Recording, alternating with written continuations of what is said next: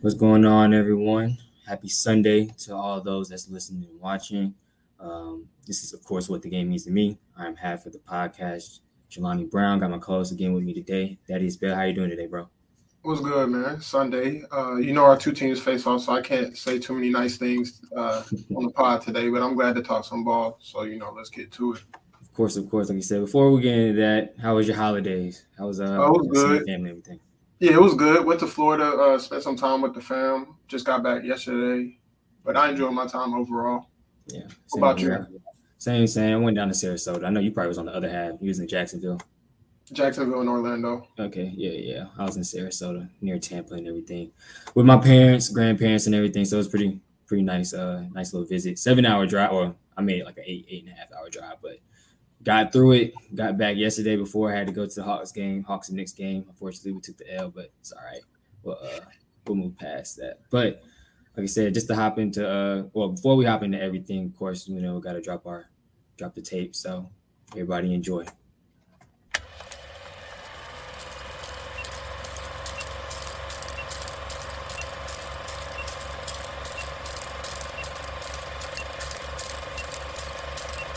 Here's Michael at the foul line. A shot on Elo. Good! The Bulls win! They win! Don't you open your mouth about the best.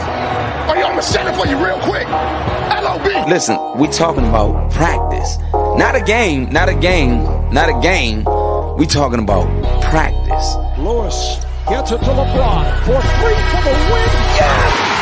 LeBron James at the buzzer. Pass is caught. Diggs! Sideline! Touchdown! Unbelievable! Vikings win it! What was your mindset when you stepped in the batter's box? Go yard. I mean, I'm a pitcher. Why not swing as hard as I can? I got nothing to lose. It's nothing to man above. Don't put you in situations that you can't handle. Instead of saying, why me? They're saying this is what he want me to do. And, Cleveland! This is for you! The way we approach the game is the same way we approach life. You do the right thing. You make the right play. You make the right play. And in life, it's the same thing. What do you feel in your heart is the right thing to do? And you do that. It seems so simple, but sometimes the simplest things are the hardest things to do. And I think it's just that.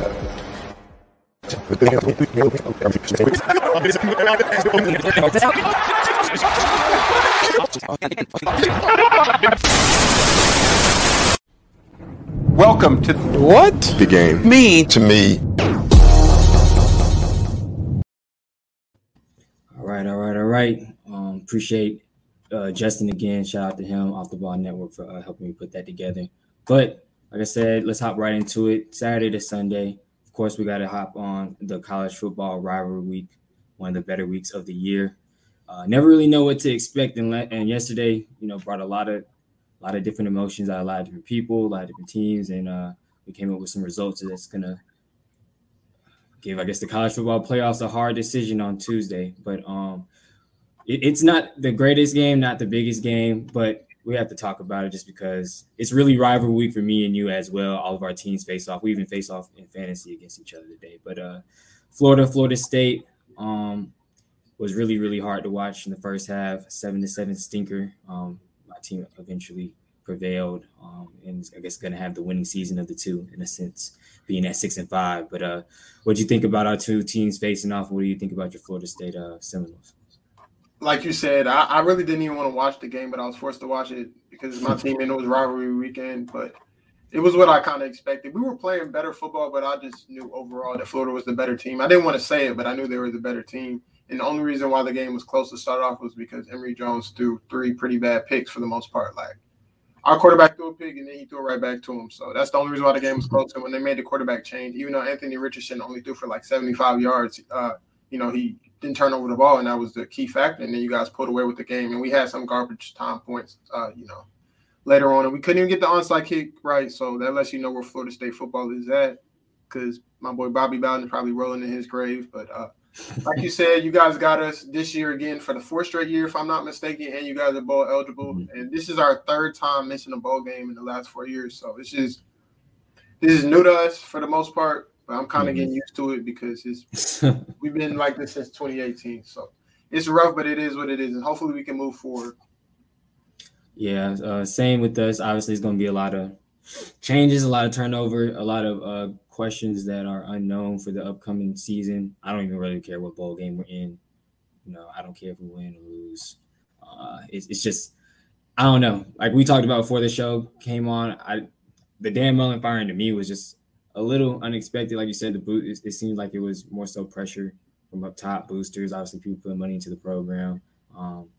Also, Dan Mullen, I guess, wasn't really too liked and fond of, or people weren't too fond of him in the SEC anyway, like certain coaches.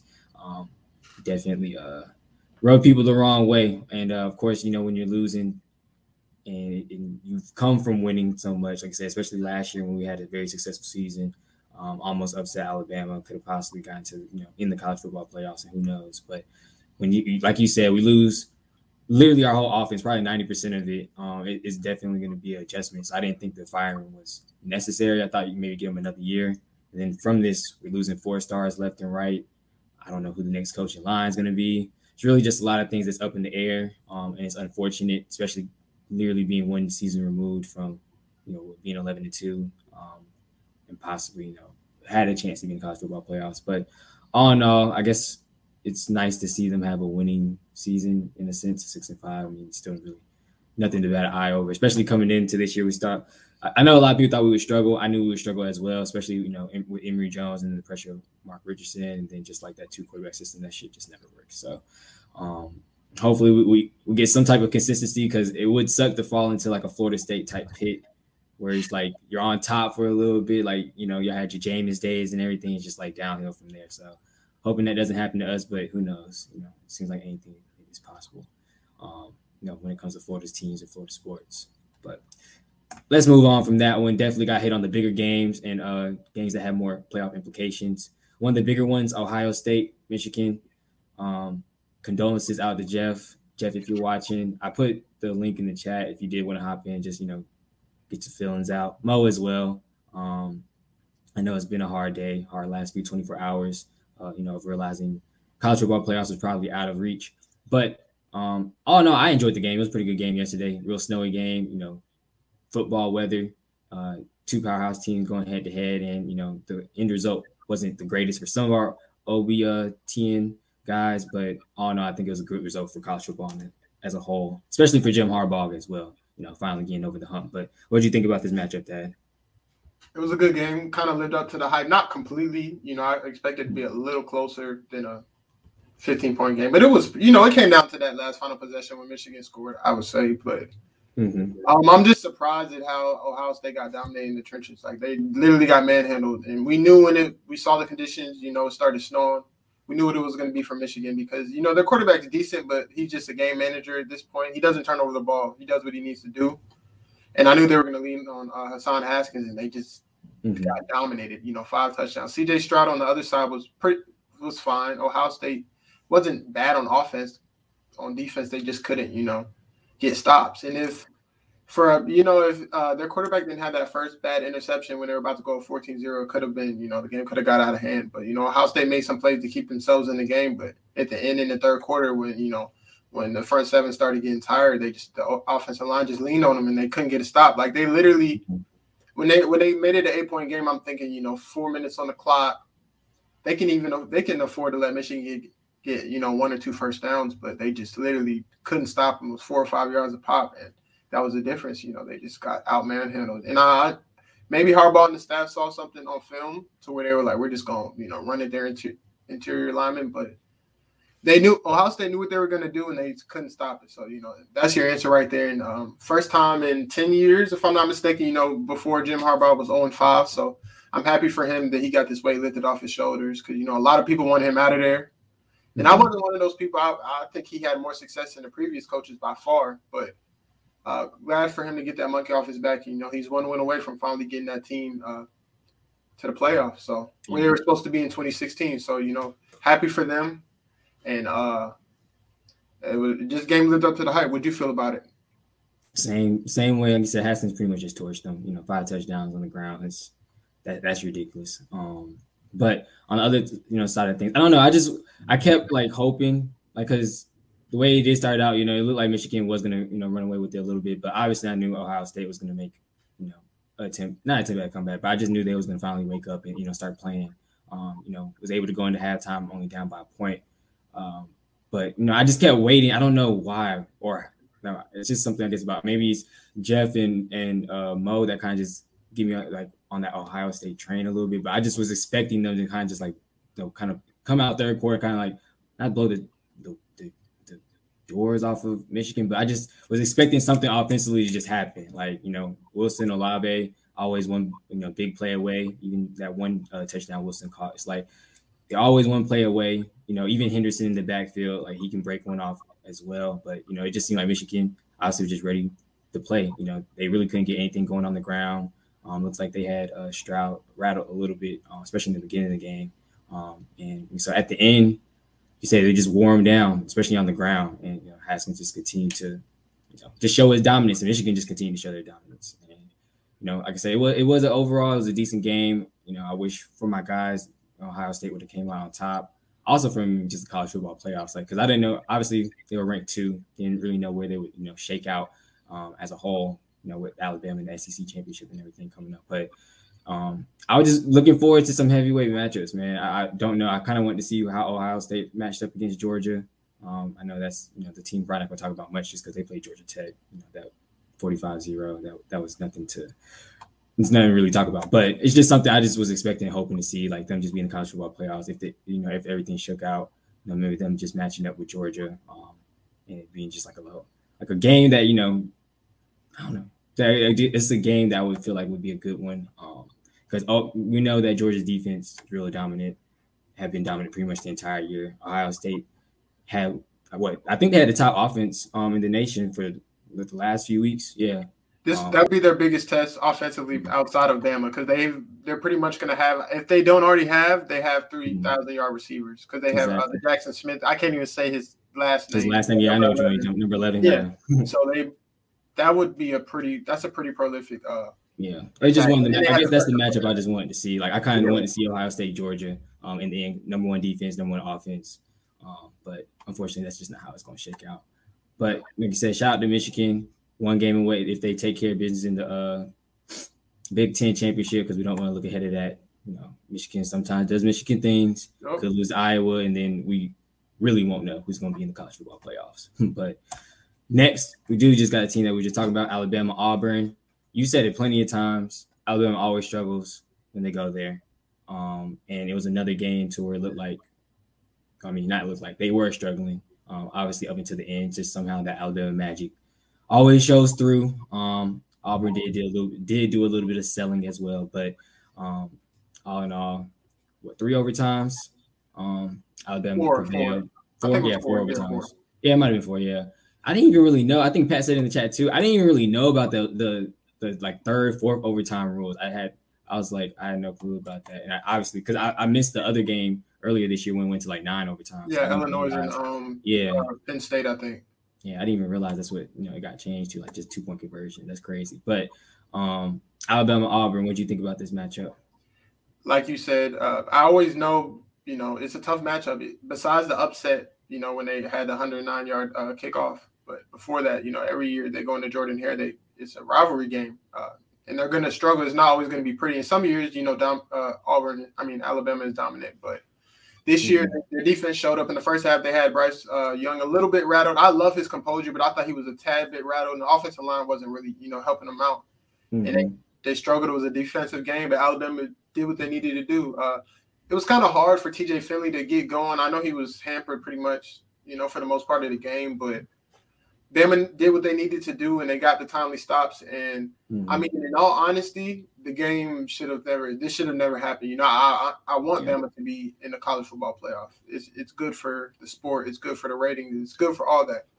But if Tank Bigsby just falls down and they can run out the clock, but instead they give him some time and they go I think they go 96 yards or 98 yards with no time, with 1 timeout.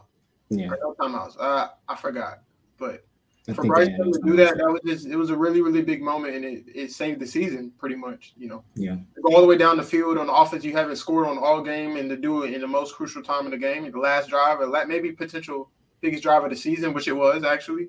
Yeah, and for them to come through, kudos to Bryce Young, man. He's like I said, I love his composure, and in the biggest moment, he was calm, cool, and collected and made all the timely throws. So shout out to them. And I know a lot of people say, Bama's not the 4. They don't deserve to be in the top 4.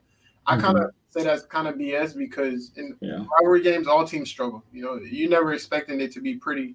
Bama could be undefeated, and Auburn could be having their worst season ever, 3-9. I bet you it's not a complete blowout. And in some years, Bama's completely blown them out in Jordan Hare, but in rivalry games, you can always expect, their best. So, and that's what happened. And it came down to 4 overtimes, and it was a great game. It had a lot of people tuned in, and it was worth watching. It was worth that 3:30 CBS window. They always have the good games on, and it lived up to the hype. So, shout out to both teams for putting on the show. But Auburn just has to, be a little bit smarter. I know Tank Bisbee. He's not a bad player. He's not a stupid player. He just made a boneheaded play in a crucial situation, and it ended up costing them. So, yeah. Like I said, all in all, it just was unfortunate to see. I was at work. I watched most of the game while I was at work, but then we started to open when Alabama was driving down the field, and I'm looking, all right, there's no way it's gonna happen, because I think they punted it. They got him down to the 2. It's 40, 50 something seconds left. I was like, oh yeah. Let me just keep. I'll check in, but I was waiting for that notification to say Auburn has upset Alabama, whatever the case may be, on Bleacher Report. But it wasn't coming. It was 2-3 minutes past. I'm like, what's going on? So I go back, and they on the 20 or the 10 or something like that. I was like, oh no, yeah, they finna score. And like you said, just was able to punch it in, go into overtime, and said I just wasn't going to bet against Alabama in overtime. So I just knew somehow, some way it was going to shake out, and they was going to end up winning the game. But like you said, in regulation, it should have been, him getting Gisby, like I said, get on the ground and being able to run the clock. But, just I guess it's a learning mistake, for him and just the team overall. But I don't think, I don't agree with, Alabama not being in the top 4 either. Like you said, they've always struggled when they've gone there. What year was it? 2016, 17 with the run back, the famous run back. No, that was it was earlier than that, because that was the year they played FSU. That was the year they had luck that year. It was 14. Yeah, 14. They beat Georgia. Yeah, it was 14. I don't know. I feel like I don't know what year it was. I thought 16 or 17. One of those years. I thought Auburn. That was the year they smacked Georgia when Georgia went to the Natty. Yeah. That's. And played them in the SEC championship. But yeah. Yeah, but. Like I said, it's just they always struggle when they go there. You never know what's going to come of a rivalry game. They play who's in front of them. They are 11 or not 11. They're 10-2. No, 11-1. My fault. 11-1, and but they were ranked 3. They're ranked 3. Probably going to be ranked 2 now. Coming up on Tuesday, so they deserve it. Like you said, they've had some games where they struggled this year, but a lot of teams have had games where they struggled this year. The only team that's been kind of flawless is Georgia, and even they've had some slip-ups here and there in specific games. But all in all, Alabama definitely deserves to be in the top 4, and just waiting to see where they'll shake out come Tuesday. But last matchup we'll probably talk about. There's a few other rivalry games that had some playoff implications, but Oklahoma State prevails. I think what they scored 13 or 14 unanswered points in that fourth quarter to win the game, and was able to knock out Oklahoma. Oklahoma State was ranked 7th. Who knows? I don't know. I don't think they jump all the way up to 4, but they have a chance, I guess, in the Big 12 championship to continue to have a chance to possibly be in the top 4. But what do you think about this matchup? What do you think about the end of the game? I think that most of it, Oklahoma just shot themselves in the foot. They were in position when Oklahoma fumbled that punt return, and they went up 9, and they pretty much had the game in their hands. The way their defense was playing, once they got settled in there, I felt like they had the game in hand. But Oklahoma State did what they had to do. But Oklahoma State executed and Oklahoma didn't. Oklahoma was 5 for 18 on third down, which is not a recipe for success. They had 12 penalties, undisciplined football, and especially on the road, you're not going to get many calls anyway, so you got to be very disciplined and play sound football. But, it was a good game, but shout out to Oklahoma State for just, finding a way to win, because going down 9, all the momentum on the other side, for them to be able to put together 2 big-time drives and get the stop when they needed, the goal line stop to pretty much end the game. I would say, not goal line, but red zone stop. They're inside the 20. So, shout out to them. But I don't think they'll be in the top 4 just yet. A lot of stuff will have to shake out. You know, Cincinnati might have to lose. Yeah. Bama might have to lose, and then you can go from there. But you just got to worry about winning in the Big 12 championship next week and controlling what you can control. But overall, good game. I think Oklahoma has, you know, a bright future ahead. Kennedy Brooks has had a great career. Mm-hmm. And with their quarterback coming back, I think they'll be fine. You know, it all depends on if Lincoln Riley, you know, leaves. I know he said he's not going anywhere, but Nick Saban said that like back when he before he went to Bama. So yeah, I could see Lincoln Riley potentially going to LSU. So that's something to watch out for. But shout out to these two teams again for giving us a great game all week. You know, all Saturday and all Friday we've had great football games, and all 3 games we talked about were good besides the Florida State game. Yeah, yeah, besides the Florida State game. Yeah. But like you said, yeah, they do have a bright future. They've always, like, over the last few years, they've been, you know, flirting with, you know, top 10 rankings and just, you know, getting better year by year. Lincoln Riley, I know himself, he said that he wasn't going to LSU. You know, he said it yesterday, but like you said, coaches say one thing and they'll do another. We've all known and seen that, especially just being around sports and playing sports. And it's no different on the college level and professional level either. But like you said, shout out to them. They definitely got to win next week so that they can just control their own destiny, but definitely have to have some things shake out for their luck for them to, you know, crack the top 4. But, you know, more than likely it's not going to be their year. But who knows, next year to continue to build on what they've done. Like I said, Kennedy Brooks and Williams coming back, it's a possibility. Who knows? But like I said, Friday, Saturday, and like you just said, Friday and Saturday, a bunch of good games and a bunch of, you know, games that have playoff implications. And Tuesday, it seems like, you know, last few weeks, honestly, it's been no one really knows what's going on. There's been a few upsets, a few people or a few teams losing that we weren't expecting to. And, you know, top 4 is shaping out to be something we're not too sure about. I'm pretty sure we have a decent idea. Cincinnati, Georgia, more than likely. Not locks, but they're top 4. They were in the top 4. They didn't lose. Alabama obviously was in the top 4 as well. Who knows if they get pushed back to 4, Cincinnati jumps them and gets to 3. Don't really know, but top 4, just who do you think is in? I guess who the 4 teams that you think are in, and then I guess 1 through 4 ranking wise, who you feel they'll place, the playoff committee will place where? All right, I'm gonna be biased because I want to see a interesting playoff. So I'm gonna say that Bama beats Georgia, gives them their first loss, so they get in, and the top 4 is gonna be UGA 1. I mean, it's gonna be. Hold on. I really don't even know how to say this because it won't even sound right if I say Cincinnati's number 1. But I'm going to do it this way. Okay, Michigan's going to take care of business. Cincinnati's going to win, but, you know, the committee does not respect them because they barely had them in when they were undefeated. So I'm going to have Michigan 1. I'm going to go Cincinnati 2,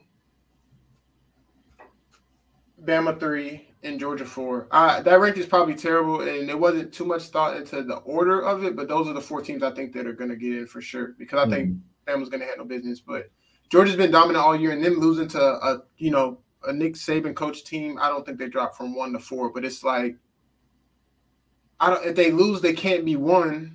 Yeah. And Michigan has to go, but I know they're not putting Cincinnati at 1. Like maybe Bama's 1 after all this, but it's just.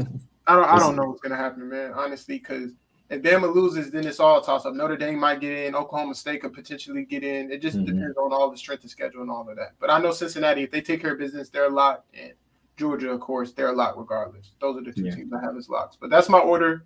People can ridicule me. I don't know because it's probably wrong, especially with Georgia at 4. It doesn't even sound I don't think right. it don't even matter. I don't think anybody's going to know or get it right because, like I said, next week with the conference championships, this is just like this week. Like last 2-3 weeks of college football is always an anomaly. Like anything can happen. And like you said, I feel I don't really have much to back up the fact that we feel like Alabama is going to they're going to make it a game regardless. Like Nick Saban is going to have, you know, that squad ready to face, you know, a Georgia team that's been dominant all year, no matter what. And they possibly could end up winning the game and upsetting them. But like you said, you know, anything could happen. Anything's gonna happen. I don't think anybody knows or solidified who's in. But the one thing that we do know, it's hard to say Cincinnati is going to be 1 because, you know, playoff committee just obviously doesn't, you know, non-Power 5 teams, and, you know, like you said, they've just sniffed the top 4 last week and been undefeated all year. So I don't know. I'm open. We know it's gonna be a good game here in Georgia, down in Georgia, at the Mercedes-Benz Stadium with the SEC championship. If Alabama does upset Georgia, like you said, I don't know. I guess it just depends. Like you said, if Michigan takes care of business against Iowa, which I think a lot of us are expecting to happen, but it's like where they were ranked for 5, do they jump all the way to 1? I guess because of Ohio State winning the Big Ten championship. I don't know. It's just a hard stretch to think that was going to happen. But like you said, if Georgia loses, you can't have them number 1 in a sense. But it's like in a way, I feel like they still if they lose close, like lose on a field goal, they've been the best team all year. Yeah, they'll probably keep them at 1, and then probably Alabama 2, Michigan 3, and like you said, Cincinnati 4, something like that. Like if everything shakes out kind of how we're thinking. But again, who knows? It's really all up in the air at this point. But all in all, I think it's going to be no matter what. Though, I think it's going to be exciting playoffs. Like even if Cincinnati's in, Stu's advocate that they're going to get blown out. I don't know.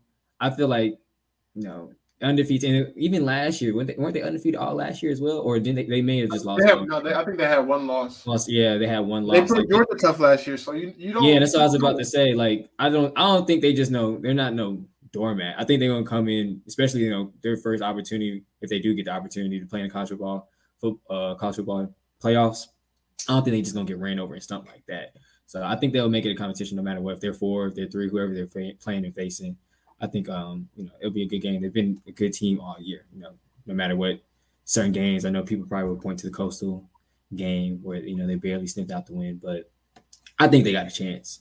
No matter where they, no matter where they rank in the top 4. So, but all in all, like I said, I guess we don't know. But that's my top 4. That's your top 4. Like I said, people can ridicule it, but I don't think anybody has a good idea at the moment anyway. So, but next we're gonna hit on one of our topics. It kind of goes with this topic, though. There's some teams that played yesterday that we're typically, that's the next one, that we're typically used to seeing and talking about. One of them being Clemson. I think they're ranked like 23. Ohio State did lose, so more than likely they're probably not going to be in the college football playoffs either. But something or nothing, powerhouse programs missing the college football playoffs. Is it going to make it one that people are not going to really want to watch, or is it going to be something that gets people more interested because we're seeing new teams that are getting new chances and opportunities? The competitor in me, the former football player in me would like to see, the best matchups, the powerhouse programs in there, like the Bamas, the UGAs, Clemson. They could take a year off, but yeah, I would like to see them in there. But as a college football fan, I know a lot of other people agree with me that played the sport and love the sport too. That you kind of want to see something different. You don't want to see the same thing every single year. You want to see great matchups, but I don't think the ratings would go down. Seeing a Cincinnati versus Bama, yeah, people are not going to tune in because they think they know what's going to happen. But it's something new. It's a shakeup. A group of 5 team making a college football playoff is new. Having new teams in there. I don't want to see Notre Dame in there, but it would be nice to see like Oklahoma State. Some teams that's just never been in their program that we don't know too much about, that we might watch 1 or 2 times per year on prime time. But yeah, I think it's I don't even know how to say if it's something or nothing, but it's good and bad for the sport. I don't want the games to be blowouts, but I'd love to see something new. I love change, so yeah, I'm both ways. I can't even pick a side, to be honest with you. In the middle. Yeah, I feel like it's just something, because I think I'm on the one side that I do want to see new teams get an opportunity, see new teams get a chance.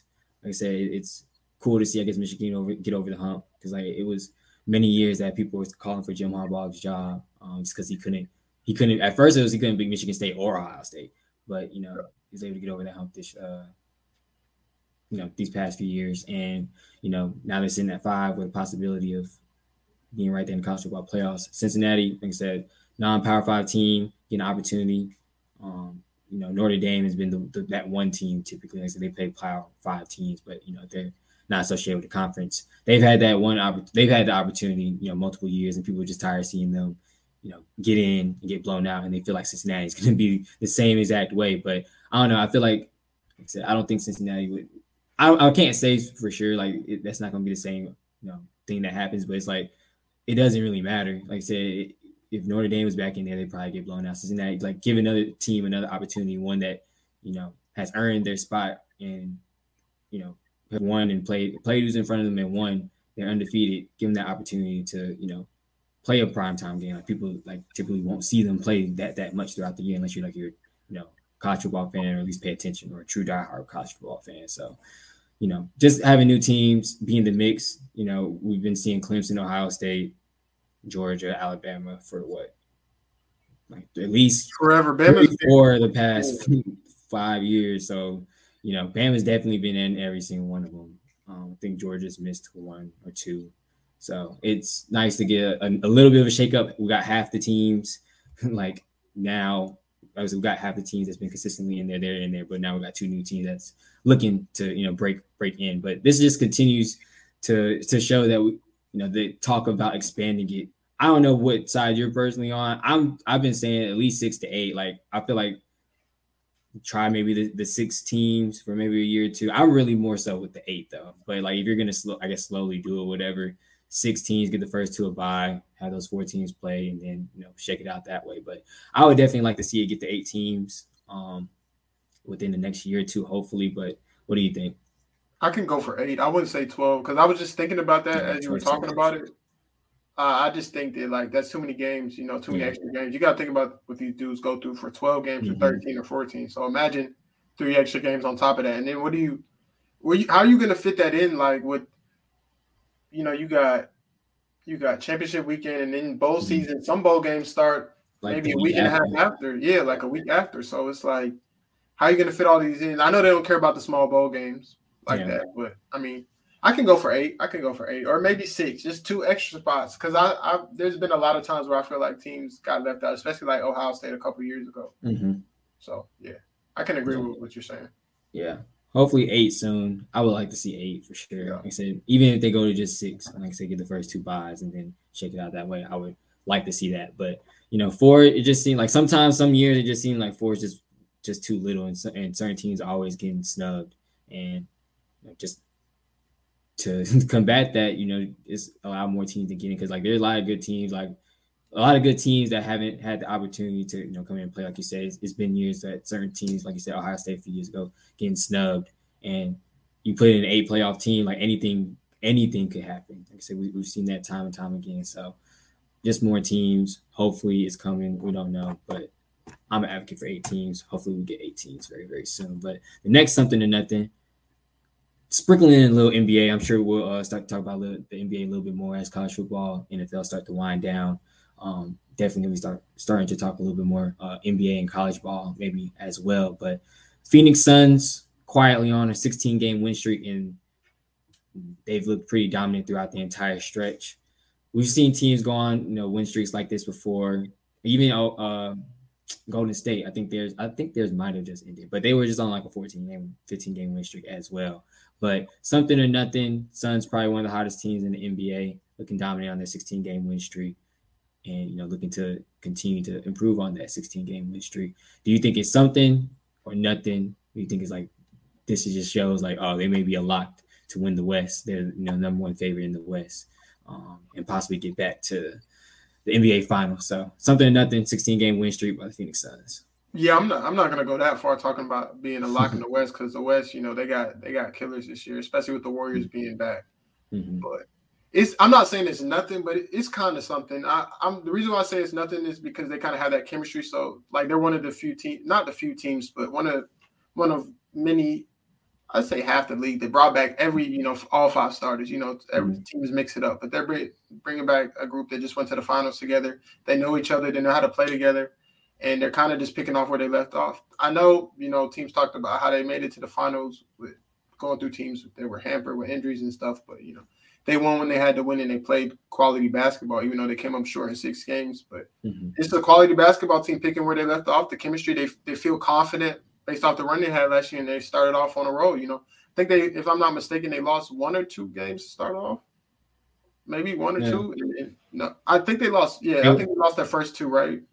Yeah, they were I forgot what the record is right now, but I know it was a few teams. Everybody kind of started off flirting around 500, maybe a game or 2 above, and then they just kind of went on a run. Yeah, they're 7, so they're 17-3. So yeah, I'd say it's something, but I know it's not going to go too much. I'd say it stops. I think they might get to 20 games, but to say they're locking the West this year, no. But it's good to, home court advantage is good to get higher seeding in the West. I'll say that. So it's something for now, but I know the Warriors had like a 25-game win streak a couple years back, but let's not act like this is something small. Like winning 16 games in a row in the league is, that's more than 20% of the games, right? Yeah, that's a good Well, 16 games is 82. It's 82, total this year. So a little less than 20%. Yeah. You won in a row, so that's definitely something I can say. Yeah, like you said, it could come to an end soon. They play the Warriors next, so that's going to be a very, very good game. I don't know if it's on prime time or not. 17-3 versus 17-2. Exactly. So that's the next matchup. Somebody's going to have to lose that one, but I know it's going to definitely be a good game. It's on Tuesday, so hopefully it's one of those TNT flex games that they do, with the bring old players on to analyze and stuff. But I don't know. I think it's a little bit of something as well, like you said, like the percentage of games, the amount that they're winning, how they're winning as well. Like at first, like they were kind of like, because I know my Hawks are within the 16-game win streak, and we're like probably like the second or third team. I think that kind of like they start putting these wins together, and they should have very well lost that game against the Hawks. It was our first road game going out there, but I think like Trey got a tech because he tried to stick up for DeAndre Hunter because they was fouling him. They didn't call the foul, and then something else happened. I think someone picked up a late foul, and then another tech, something, I don't know. It was just basically a bunch of stuff that happened within like the last 3-4 minutes to where they was able to go on a run and win that game. But in the beginning, it was like a few close games, but like now, look like past like 3, 4, 5 games on the scene, like they're just winning and playing in dominant fashion. Like blew out the Nets, blew out the Knicks.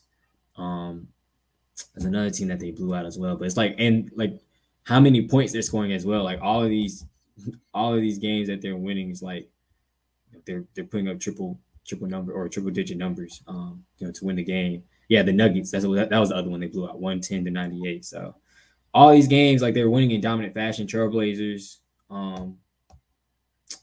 That's the wrong. I'm looking at the wrong score, and I think they flipped it too. But yeah, they've just been winning in dominant fashion. 16-game win streak. I think it comes to an end on Tuesday because I think they play at Golden State, and Golden State has they've been dominant overall, but they've been really dominant at home. So one of those good games that we're expecting. If they do continue that 16 game or continue to build on that 16-game streak, it's like good for them. But like you said, I don't think it makes them a lock in the West yet. But for everything that you said, it makes sense why they, have been on this type of run. But it's never nothing to bat an eye at. But I'm gonna say it's nothing as well too. But that does it for something or nothing. We ain't have too many big topics today. This may be just something or nothing. Both of our teams play against each other. My team's still in the playoff running a little bit. If we win today, it kind of helps puts us, I think, 8th or 9th, because we'll be 5 and 6. And I think right now the last wild card is like 5 and 5, depending on what happens today or who wins today. But my Falcons playing your Jacksonville Jaguars. I think we played down in Jacksonville today. We're hoping to get back to our winning ways. I guess you guys are also hoping to do somewhat of the same. Hasn't been too much winning, only 2 games this year. But week 12, Jaguars versus Falcons, probably the game of the day for me at least. What do you think about it? I think it'll be a good matchup. I'm not gonna say too much because we both haven't been performing that well. I will say our defense has been playing better, and I think that with Ridley being out and y'all not really having the number 1 receiver, I think we'll be okay if we put Miles Jack on Kyle Pitts for the most part, or safety on him.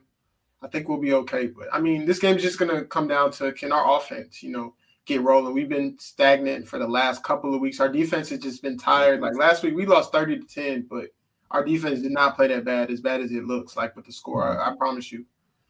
And I think that if we can, our defense has been playing better. We've been getting pressure on the quarterback. So, the Falcons' offensive line is somewhat of a liability. And I feel like if we can pressure Matt, he's not a mobile quarterback. He can move when he needs to. I don't know what's up with him, but he's trying to run. He's been putting people on skates this year. Yeah, he's been running. As he's got older, he's been running. I saw the Saints game. I don't know what was going on, but he put DeMar Davis on skates. He was everybody on skates.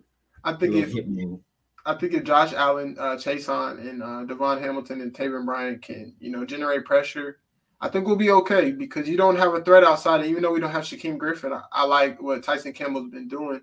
Mm-hmm. So I just think it's all about what we do on the offensive side of the ball. I think we're going to get him at Ryan. We're going to pressure him for the most part. But if we can't sustain drives and get points on the board, he's a veteran. He knows how to read coverages. He's going to put some points up. So if we can't put points up, I know this sounds simple, but our offense has literally been holding us back. Like the Indy game, we should have won. And, in weeks prior, we've been in close games. We just haven't been able to execute and get first downs. Our defense is tired going back out there, Like the first drive of the game, San Fran, going back to last week real quick. It was a 20-play drive that took up like 10 minutes. And then first thing we do is go 3 and out. They're right back out there. Like, what do you expect? So it's all about, can we help our defense out? That's all I want. I think we're gonna win. We're at home. I know it's not a far trip, so it's gonna be a lot of Falcons fans, like a lot probably, but it's all about what we can do in offense, man. I know our defense, the last 4 games, ever since that Buffalo game, we've shown up. And the Falcons' offense doesn't have that many threats besides Kyle Pitts and Cordell Patterson, who y'all get back today. But offense got to help the defense out. That's all it is, man. And y'all defense isn't the best, but AJ Terrell has been playing much better after. I know some people in Atlanta last year were talking about thinking he's a bust. People just overreact too early. You got to let stuff play out. And he's a DB, just like Trayvon Diggs, struggled his rookie year, second year, taking off. So AJ Terrell been balling. Yeah. So, but I think, at the end of the day, we get the job done in a close game. Two sorry teams. I know the Falcons are in the playoff race, but they're not a playoff caliber team. So we're gonna get the dub today. And I'm gonna go ahead and put a score out there. Matt Ryan's gonna put up some points. So I'm gonna go 27-24 Jags. Okay, 27-24. Yeah, I mean, like you said, that's the recipe for a win for you guys. Like you said, offense helping out the defense. For us, is going to be obviously the opposite because these last 2 weeks we've put up a whopping total of 3 points. So game blown out 43-3 and then 25-0. So obviously, like I said, that has a lot to do with Ridley being out. We didn't have Cordell Patterson for we didn't have him for most to all of the game against the Cowboys, and obviously he sat against Patriots that Thursday night game. But they say he's back. Hopefully he's healthy. Hopefully that gives us another, just tool to use in our, in our very, very stagnant and talentless offense. Say we don't really have no number 1 receiver. I think Hayden Hurst has been out as well. So hopefully we can get something rolling because, like I said, our offense just has to help out our defense. Our offense has to help out our defense as well because our defense has been playing decent. Obviously giving up 43 points and 25 points isn't anything to bat an eye at because those are pretty high totals. But, the defense has done as much as they could. Like I know with the Patriots game, they got the Patriots off the field a lot of times in key moments where they could have driven down and put up, points immediately because, our offense sent them right back out there. Or, obviously wasn't getting anything going or it'd be off of a turnover. But, they held their ground. Like I said, AJ Terrell's been playing better.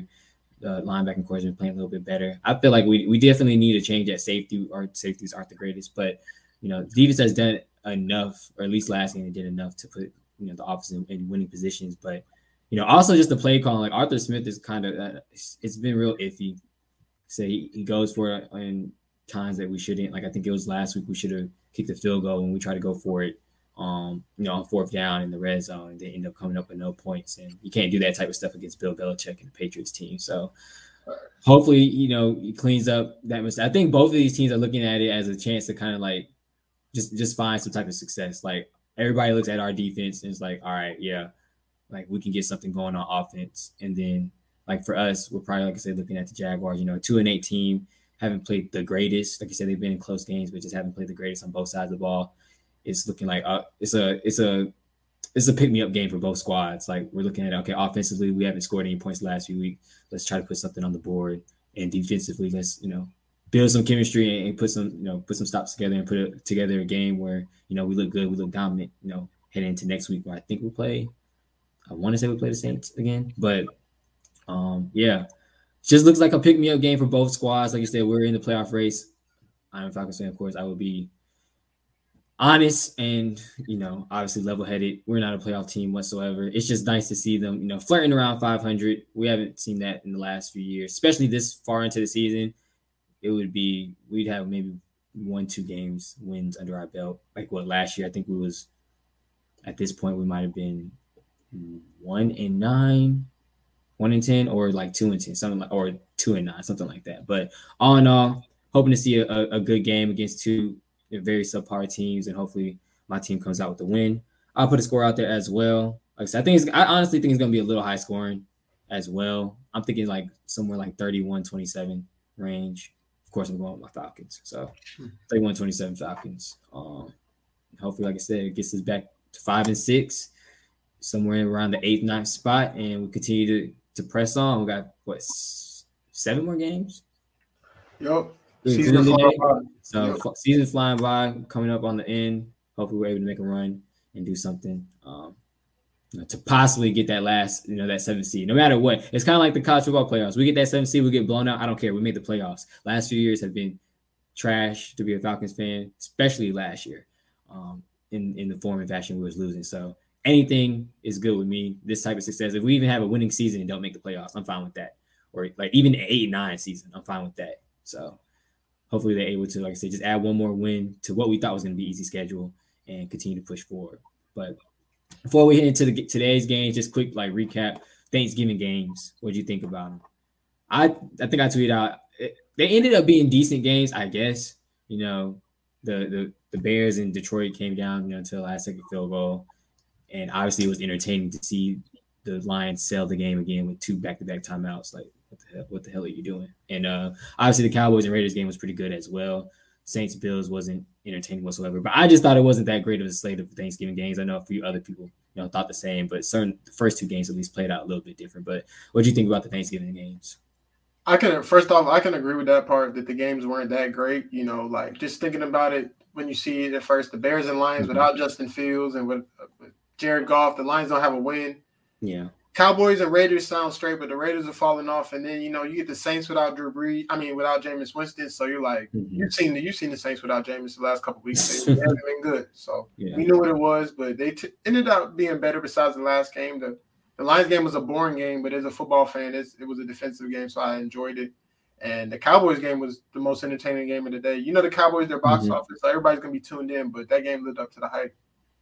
But overall, it was okay. I definitely, I'm a football over basketball guy, as you guys all know, but NBA on Christmas is better than NFL on Thanksgiving. Like the slate of games, I'm not saying it's better, but the slate of games is always better. They have a fire lineup, and it's like 5 games throughout the day. So, but to talk about it real quick, the Bears game was just what I expected, a low-scoring game, 2 offenses that are struggling. And Andy Dalton didn't even play that bad, in my opinion, but they found a way, at the end to pull it out. And the Lions going to do what the Lions going to do. They could easily be 4-6, but now they're 0-9-1, or 0-10-1, and I don't know, man. It is bad, but Cowboys game, I think it all came down to turnovers.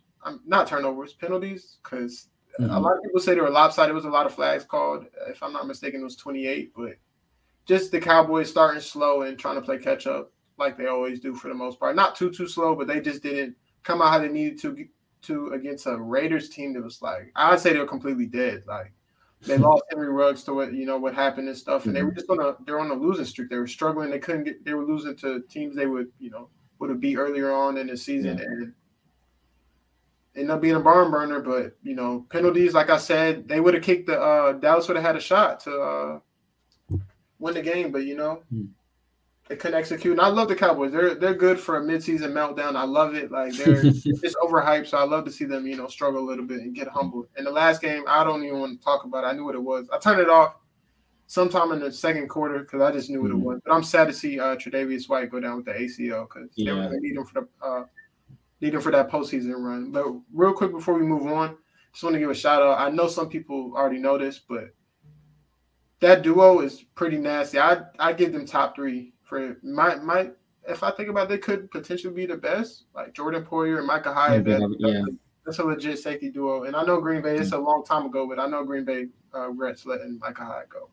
Yeah, they let both of them go, but. Yeah, it definitely was sad to see him go down. You can see it immediately on his face, the emotion that came over. I was like, yeah, it's probably. And he's from New Orleans too. He's from Louisiana too. So. Yep. So, it was definitely tough to see that, but like I said, it's just next man up. their defense has been a little bit better, though, especially that the front four. At pass rush with Oliver and those other guys as well.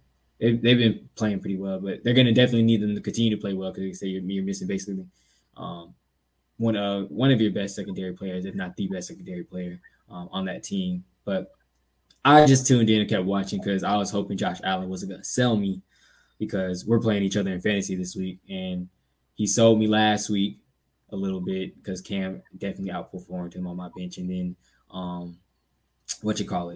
Knox as well. You know, he was coming off an injury last week, so I kind of gave him a pass, even though I had him in the lineup. But I just wanted to watch to see how those two would fare out. He did still throw 2 interceptions, so I was a little bit concerned, but then eventually he picked it up. I think put up 3 or 4 touchdowns. So with Dawson Knox catching 2 of them. So right now I think I got like a 54 to, I don't know how many points you got. I think you got like 6, 54-6 lead right now in fantasy. I know you haven't paid too much attention to it because the draft unfortunately didn't go your way, but you know, I got to get me a win any way I can. Like I said, I had to tune in just for my guys to see what they would do. But this is the pick'ems for this the past week plus the Thanksgiving games.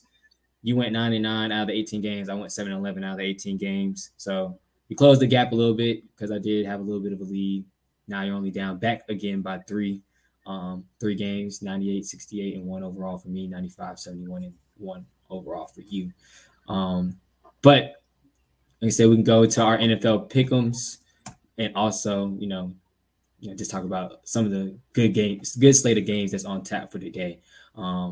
Pittsburgh, Cincinnati. Who do you got winning this one? This is a tough one. I don't know why, man. I said early on, like, you know, trusting my gut and stuff, and I haven't been doing it all year, but I'm going to go out on a limb. I'm going to take Pittsburgh. I think because the division is just so tight, I think they split. Cincinnati handled business in Pittsburgh, and, you know, they didn't take that lightly, so I think they bounce back. And it's not a rivalry. It was kind of a one-sided rivalry, but Pittsburgh, man, I know Big Ben can't really push the ball down the field like he used to, but he's playing a little better, and I think as a team they're playing a little better. So I'm sorry, Joe Hayden is out. And that's their best corner, so I have to flip it just based off that because I feel like they have too many receivers, and their defense is good, but if your best corner is out and you have not 2 number ones, but two really quality receivers, I think that makes a really, really big difference. But if Pittsburgh pulls it out, I'm going to be mad at myself. But just because Joe Hayden is not playing and that's their starting corner, I'm going with Cincy. Okay. Yeah, I don't know. Pittsburgh is just one of those teams, like I said, last few years, I'm just not high on them. I know they've come through the last few weeks to improve their team, improve their record. Since he woke up last week as well. Or did they? Was that last week? It might have been the week before. No, it was last week for them. I keep forgetting because the Raiders played Sunday, but then they also played Thursday. But Cincinnati woke back up after losing to the Jets, right? Losing to the Jets squad.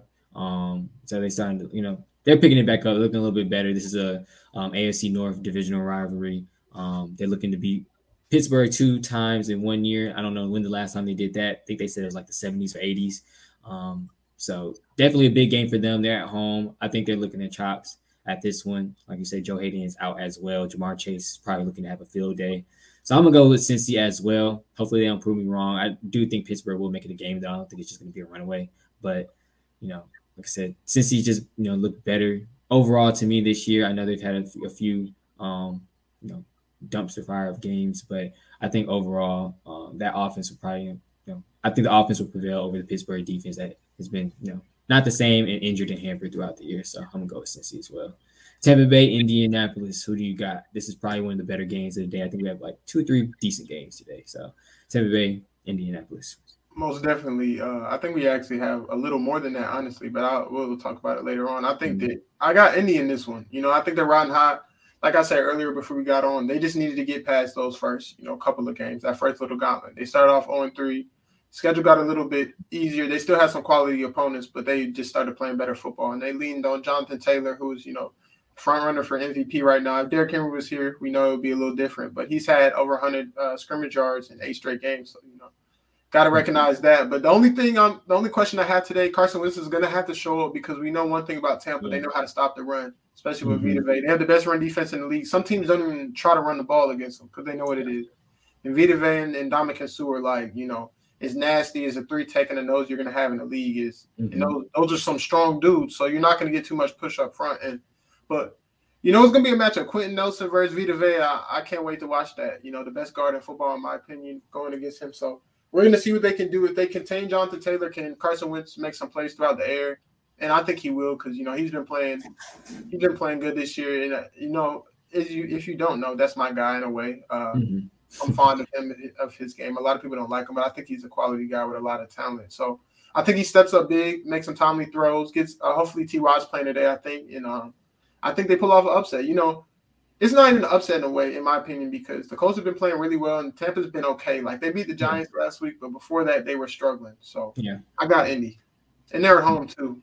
Yeah, exactly. I think it's going to be a good matchup as well.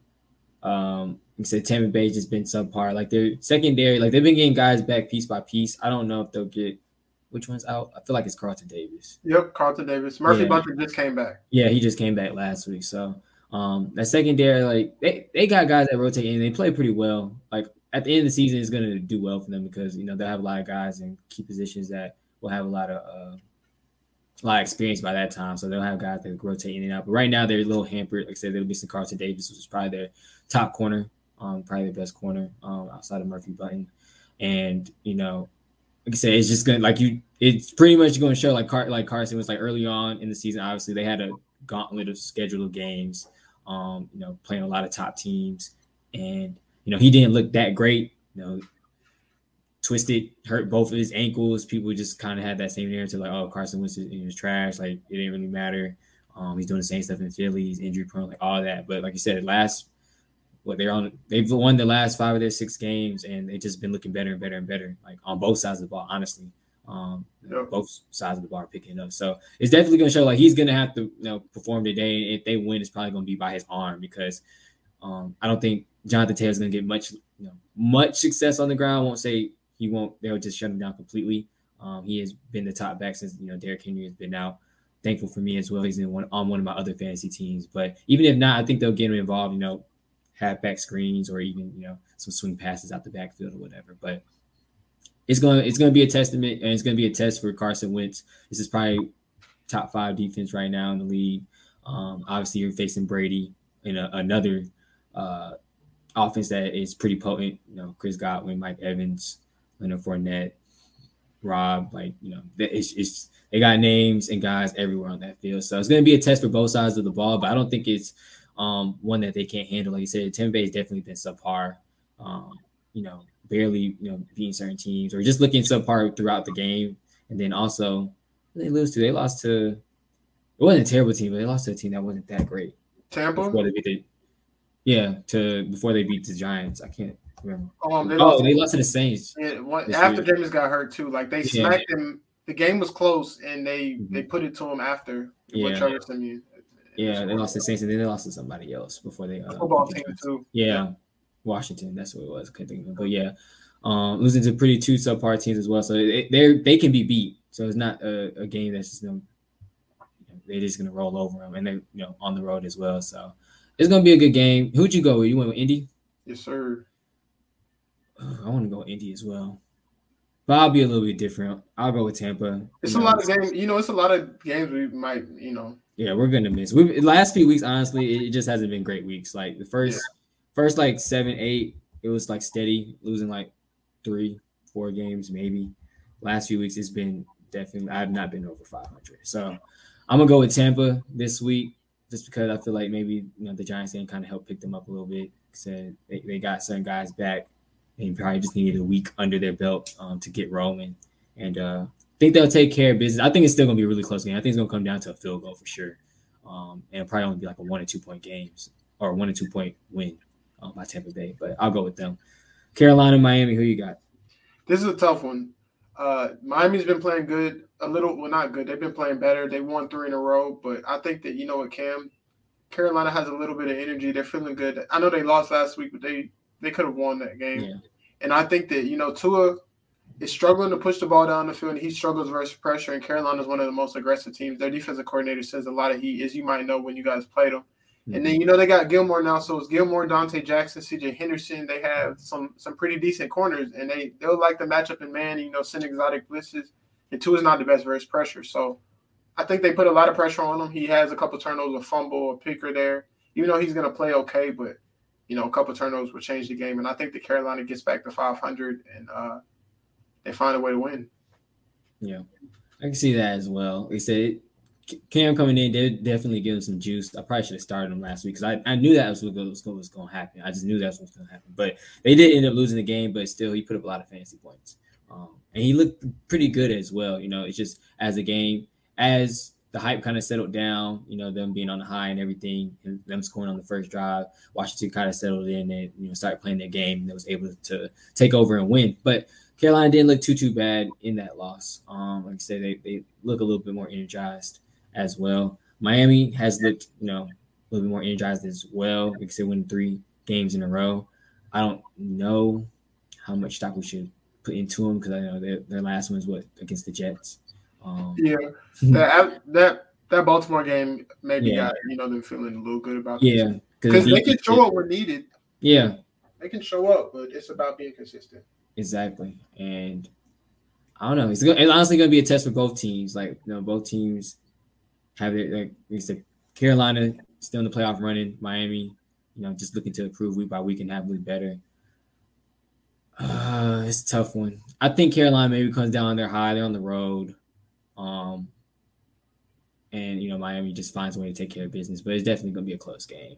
So I'm going to take Miami in this one. This will be a little bit different. We might have a lot of games that, both of us go the opposite way. So it's going to be a big week for the pick'ems and just, NFL teams as a whole, but I'm going to go with Miami. Tennessee, New England, probably another one of the bigger games and better games to watch for the day. Who you got winning this one? I kind of disagree, bro. I understand why you're saying that, but I just don't think that without Derrick Henry, without AJ Brown, and without Julio Jones, I don't. I forgot. Yeah, you're right. I forgot AJ Brown just got put on. Yeah, so never mind. You're right.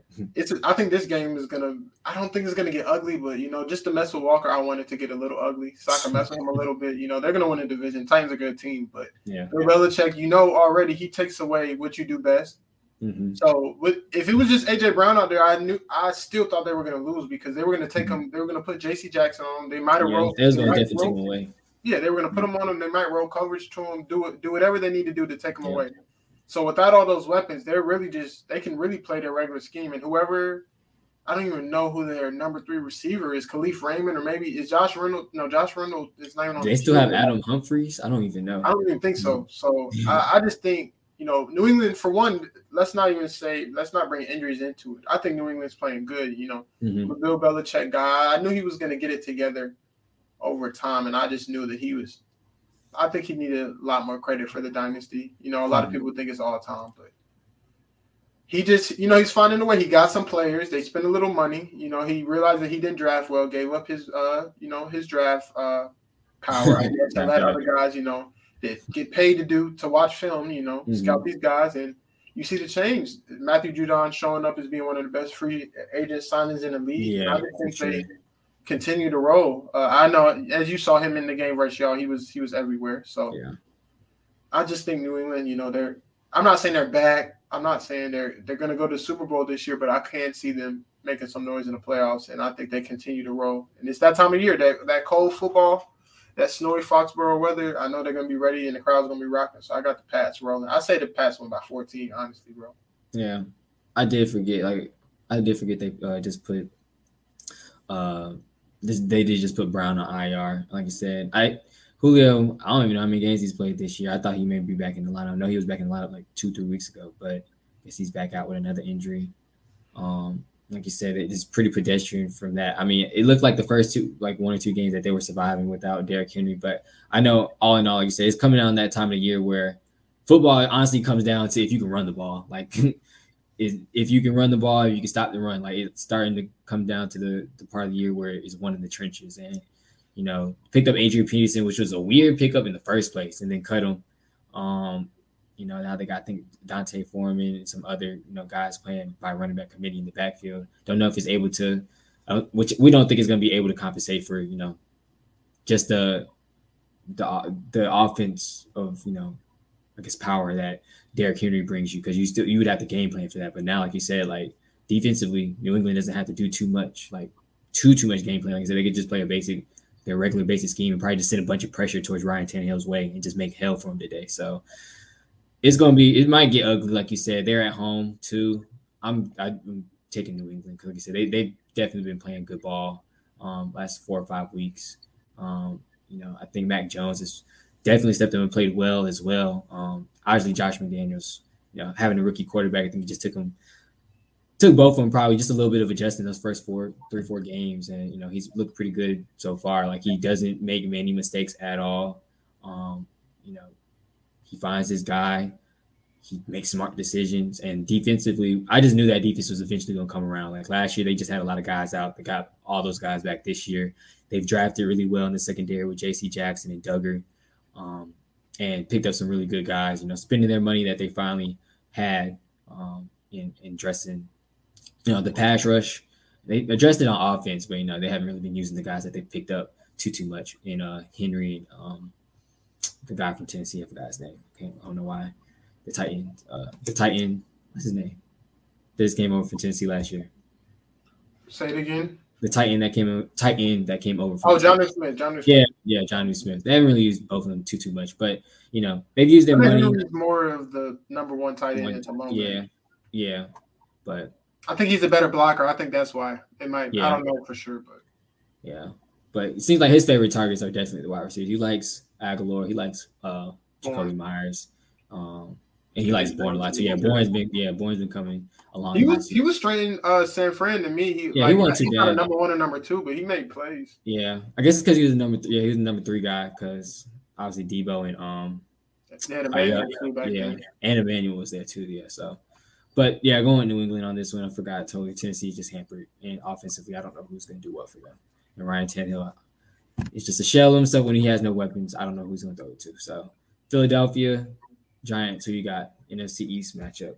I'm going to keep this one quick. I'm not really riding the Eagles bandwagon, but they've been playing a little better. I know they beat Detroit and they beat the Saints, but they played well against the Chargers. They could have easily beat the Chargers, and they played well against the Broncos. And I will say this really quick. I'm going to keep this one quick because the game's coming up, but I think that, man, I'm not saying I wasn't wrong on Jalen Hurts. I'm not saying that, but I completely doubted him. Like, I thought he would be one of those guys. Like, he was just not an NFL quarterback at all. Like, he'd be out the league by the end of this year, and it looks like the Eagles might give him like another year to prove himself. So shout out to him for putting in the work, and he's been getting better by week. Like, I've been watching the Eagles for the last 3 weeks, and from what I saw at the end of last season, the beginning of the season, he's just getting more and more comfortable throwing the ball from the pocket, and he's using his legs. I like it, but he's playing more like a quarterback. So I'm shout out to him. I'm not saying he's a starter or franchise quarterback yet, but he's making it hard for them to move on from him just yet.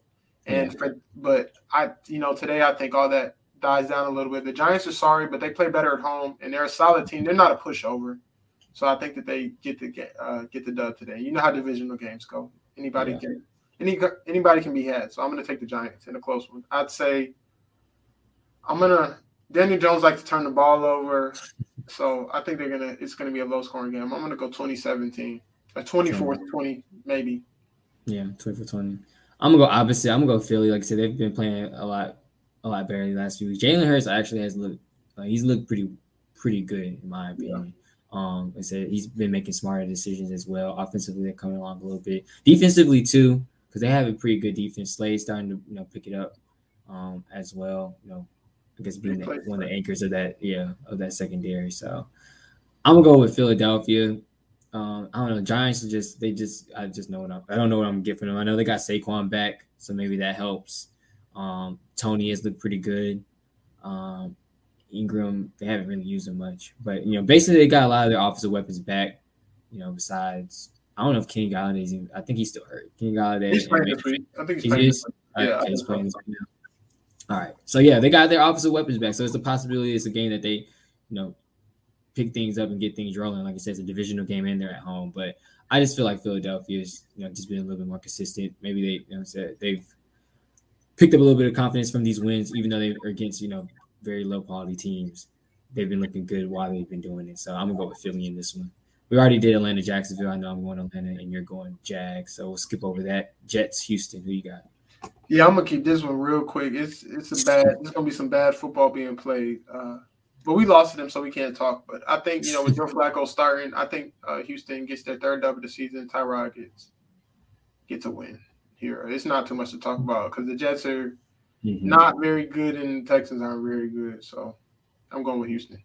Yeah, same here. Not much to explain. I think Zach Wilson's back. Was he back last week or was he back this week? Nah, Joe Flacco. I don't. Maybe he's back. Maybe I need to check something on Twitter. I don't know if he's back yet. Honestly. Regardless if he's back or not, I'm not going with the Jets. But Flacco looked okay.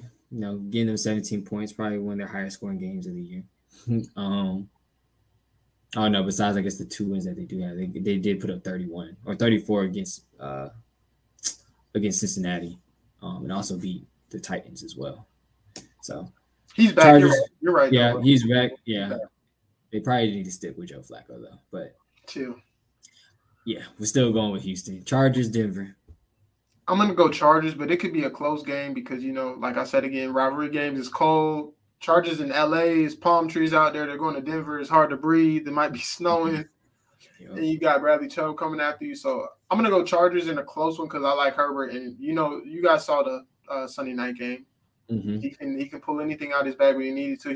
He used his legs more than he ever had. I think he had almost 100 yards rushing. So he'll do whatever it takes to get the dub. And I think that he finds a way to win in tough conditions because he has the arm and he's a big quarterback. And that's what they look for in certain divisions. I'm not saying because he's in LA, but he has to go play the Chiefs and the Broncos. It gets cold out there. So quarterbacks that can really have big arms and have big hands to, control the ball in that environment is what you need. So I think he's going to be fine to get the dub. Yeah, I'm going to go with Chargers as well. Like you said, it could go either way. It's going to be a tough game, tough matchup, a divisional rival. More likely it's cold. I don't know if it's snowing or not, but, when we turn on TV, we'll see. But like you said, they've been looking better. That Sunday night game kind of proved something to me as well because they have been looking subpar last few weeks, like last 2, 3, or probably 3, 4 prior weeks before that. And Herbert hadn't looked the greatest, but they're starting to come along. So he was able to pull out that game. Young quarterback emerging. Seems like he can do a lot with that team. Mike Williams as well. It's probably one of the better seasons I've ever seen him have. He's starting to come along as well. It looks like one of his favorite targets, but I don't know. It's going to be a tough matchup, but I think they pull it out as well. I'm going to go with the Chargers in this one. In a close one, though. It's probably maybe a field goal, 6-point game. Rams, they play Packers, right? I can't even see that. Yeah, Rams-Packers. Yeah, it was always Packers. I was like, yeah, Rams-Packers. Who you got in this one? Bro, 1 second. Honestly, I got to look at this before I say it. I'm going to go – it's a rematch of the divisional – from last year. I'm going to go Green Bay again. I know the Rams haven't been playing that well. They've been struggling. Green Bay hasn't looked the best since they got Aaron Rodgers back, but I think, they started to click last week, especially. And I think that their defense, if they start to get, I don't know if Stokes is playing today. I didn't check their injury report for Stokes. So if Stokes not playing, they might have a long day. But I think that, Green Bay, all right, let me stop. If it's not snowing, I think LA is going to win because I think the conditions would slow them down a little bit, and I think Green Bay at home, they're not playing that. But if Eric Stokes isn't playing and the conditions are fine, I think Odell has a big game today, and Cooper Kupp, who's on pace to break some type of record. But if you don't have a number one corner, Kevin King, he's okay, but he gets picked on a lot. And Jair Alexander's been hurt with a shoulder injury. So I think they both have big days, and the Rams find a way to win. They've been playing quality football, but it's playoff time. And it's time to, pick it up. And I think it depends on the forecast, but I'm going to go with the Rams. I'm going to take them. And I wouldn't even say it's an upset, but Green Bay's at home. So, but I'm going with the Rams in a close one. I'm going to go – the conditions are perfect. I'm going to go 35-31. 35-31. Yeah, I think it's going to be high scoring as well. It could be snowing. It was snowing in Michigan yesterday. Yeah, man. I don't know. Yeah, so it's very possible it could be snowing. I'm going to go Green Bay either way, no matter the conditions. I think it's just a big game for them. It's honestly a big game for both teams, just to kind of a testament, see where they are in the division. Both of these teams are sort of kind of at the top. I know LA struggled the last few weeks, so they've been dropped, to the wild card spot, being that the Cardinals, I think, are 8-2. So definitely a big game. It's a measure up game for both squads, but I think Green Bay just prevails in this one. Like I said, I think the conditions will be a little bit messy. I'm never going to really bet against Aaron Rodgers. They had a good game last week, but Minnesota just had a little bit better of a game. It's just one of those weeks that Minnesota had a good offensive day, and are able to win against a division rival. So, but I think Green Bay takes this one. I think it's going to be really, really close as well. I think both teams receivers just have a field day for some reason. I know the Rams have a better secondary. They got Ramsey, and I forgot their safety's name, Johnson. So they got some guys over there, but I still think both, just given the conditions, and Aaron Rodgers, Devontae Adams, Aaron Jones, like it's just I can't bet against those guys. It's just really going to come down to whose defense, which we expect, the Rams defense, to come up with a big stop. So hopefully this week is the week that they're able to, pick that back up and do it, and get a big win for them. But I'm gonna still go with Green Bay, especially because I think the conditions are going to be messy. But Minnesota, San Fran, this is probably one of the better games of the day. We don't know what type of Minnesota team we're going to get. San Francisco has been playing a lot better the last few weeks. They've gotten guys back from injury. Their offenses looked a lot better. With Kittle, Debo's had him a great year as well. So Minnesota, San Fran, who you got on this one? Man, I'm going with San Fran because, like you said, you don't know what Minnesota team you're going to get. They play every game close. They beat Green Bay, one of the top teams in the NFC, and then they go sort of across the country and they pull a stinker. San Fran's been playing better. I know they beat the Jags last week, but they manhandled the Rams, or maybe it was the Rams that were on the downfall. We don't know yet. We will see today. Mm-hmm. But I think San Fran, they're playing well. They stay with injuries, bro. Like they're one of the most injury-prone teams in the league, and that hampers them. So I think, they're getting back into form. They're getting guys back. And I think that they pull off a dub. And this is a matchup with 2 5-5 teams. So this is basically a playoff game right here. I understand, we still got 7 games left, but tiebreakers are pivotal in close wild card races. So San Fran needs this game, and they're going to get this game. Yeah. Oh, it's so tough. It's so tough. I'm going to go with San Fran, though. Like I said, only because I've always been one of the guys that's like, I've just always not been on the Minnesota hype train. Like a lot of people like always saying like they can take off, they can do this, they can do that, and it's like they never can because they're so inconsistent across the board. Like every position honestly is like Dalvin Cook may be injured, maybe not be. Kirk Cousins may have a good game, may not. The defense, they may step up, they may not. Like I said, they may have a pass rush, they may not. Like everyone's just so inconsistent across the board that I can never buy stock into them. So I'm gonna go San Fran as well. They're at home. They've just been playing better. George Kittle's back. Debo's had a great year. Jimmy Garoppolo doesn't really lose too much in these type of matchups. So I think they'll win. And like you said, it's definitely a big game for both teams being at their 500, flirting around, the wild card spot.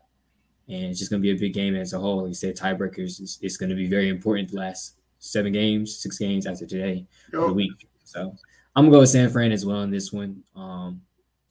But, Minnesota would make it interesting if they perform like they did last week, but we just don't know if that's going to happen. Cleveland, Baltimore, divisional game. I'm going to keep this one short, but who do you think is going to win? Yeah, I'm going to keep it short, too. I got Baltimore. I just think that, Baker's in his own head. He's not healthy. He's going at it with the fans, and that's the last thing you want to do with the players that, some of the players that question Odell getting traded out are starting to look at him differently. It's just all going downhill. I know they're getting Kareem Hunt back, but I just think that Baker is hurt. And Baltimore showed they're a good team. They went in to a tough place to play in Chicago and won with the backup quarterback who they had no idea that was really, going to play. I know he probably got some reps, but they didn't plan on him starting. Yeah. And they got the job done. So I think, Baltimore at home, they need this game to get some separation in the division, and they win by 10. Yeah. Like you said, I don't know if like you said, Baker's just been hurt. I don't know if they should go with Case Keenum or not.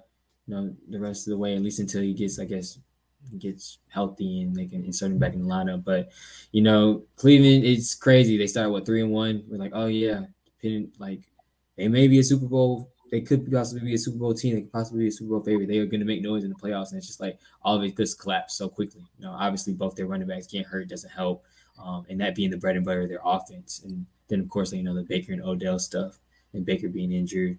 Their defense too, doesn't show up some weeks, and then they've had a lot of injuries as well. So I don't know.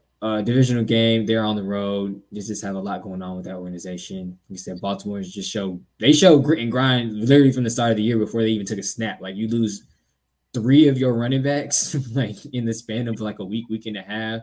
You know, Lamar has been in and out, obviously doing some implications. I think some pass implications because he had COVID. Just injuries across the board, but they just been able to find a way to pull out games each and every week.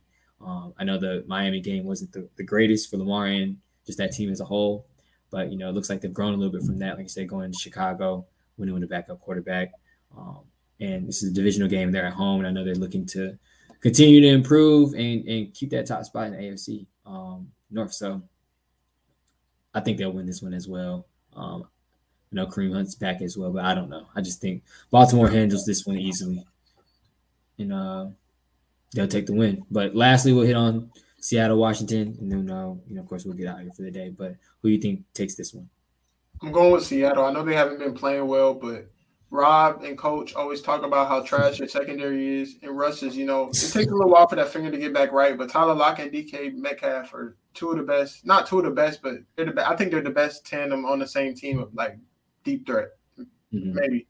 Might have to look at all the rosters. But just off the top of my head, they get downfield. They have a lot of big play completions. And I think their pass rush, with Chase Young being out, Russ is going to be back there. He loves to improvise. And I think Seattle finds a way to win. I know their season's kind of lost, but the way the NFC wildcard is, they can sneak back in with a couple of wins. So yeah. I like Seattle to get back on track on Monday night.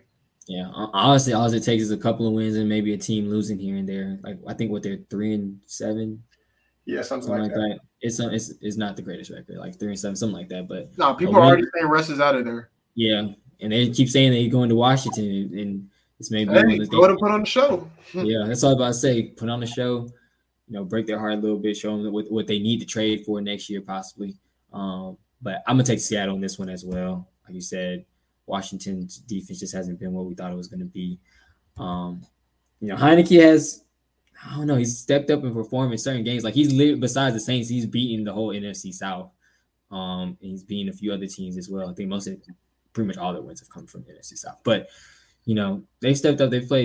He's stepped up and he's played pretty, well when need be. They're at home, so maybe that helps a little bit. But I don't know. I feel like you said, Russ definitely goes back in there and show them what they need to trade for next year. And he has a big game. Like you said, he's going to be able to improvise. He's going to be able to extend the play, especially with there probably not being much of a pass rush that's going to be there, and a secondary that's just been god awful all year. So Russ for the win. And that's going to do it. I think we only got we got probably like 4 or 5 differences. So it's going to be a big week for the Pick'ems. But that does it for today, man. Is there anything that anything that we missed, anything we should hit on, anything we should say? The only thing I do want to say, of course, guys, shout out to Built Bar, one of the newer sponsors on the network, for the network. If you go to their site, use promo code OffTheBall, you'll get 10% off. I think they're running a 20% off sale right now as well, for Black Friday and everything. And they got some crazy flavors. Like I was checking out the website, like they got like lemon dip cheesecake, ruby chocolate. I think you get 2 free Crave bars too when you order off their website. Coconut brownie chunk. Like they got a lot of stuff that just sounds good. And I think I ordered a box, so it should be on the way soon. But just definitely check out, Built Bar. Go to builtbar.com. Use promo code OffTheBall. Get 10% off. You probably bundle that up with the 20% off sale that they're doing right now, and enjoy yourself some healthy, healthy, nutritious, but also filling bars as well. So shout out to Built Bar, like I said, one of the newest sponsors of the network. But anything we should hit on before we head out today? Nah, man, good show. A lot of stuff to recap. A good Saturday, hopefully a good Sunday, a good slate of NFL games. Hopefully my team gets a dub, so next time, when we hop on, I can talk a little shit. So yeah, I'm 1 up right now. So yeah. I'm probably gonna be 2 up though, because I'll probably win fantasy. I already won the Florida game, but like you said, I this one does. It would hurt though. NFL holds a little more weight because that's all I was about to say. Yeah. Especially for us, like both of us being big NFL fans, like this one's gonna hold a lot more weight. It's just like I don't want to see us lose to CJ. Like if we lose to y'all, and it's like we're losing like 24, like the 3 or something like that. Like we might have to not get back on for like another 3 weeks or something like that. I ain't gonna want to hear. Like, I'm gonna wait till you forget about it. But yeah, definitely a big game today. I know it's on right now. I don't know what the score is, but hopefully we'll take the title. hopefully, like I said, we should be back on here. We're definitely gonna start getting more consistent. We'll probably get a set day, maybe Wednesdays at a certain time, and definitely incorporate some more NBA as it's coming up, college basketball, and of course we'll continue to hit on college football and the NFL till those seasons conclude. But definitely appreciate everybody for tuning in. Appreciate all the retweets, likes. Appreciate everybody off the ball network for rocking with us, and appreciate everybody that tuned in, was listening now. Hope everybody has a great Sunday. Hope everybody had a great holiday. Hope everybody is able to take a victory nap, as Prez would say. Well, one of us isn't going to be able to take one, but hopefully everyone else is able to take a victory nap, as Prez would say, after the games conclude. But appreciate everybody. We'll catch y'all next time, and have a good one. Catch y'all later.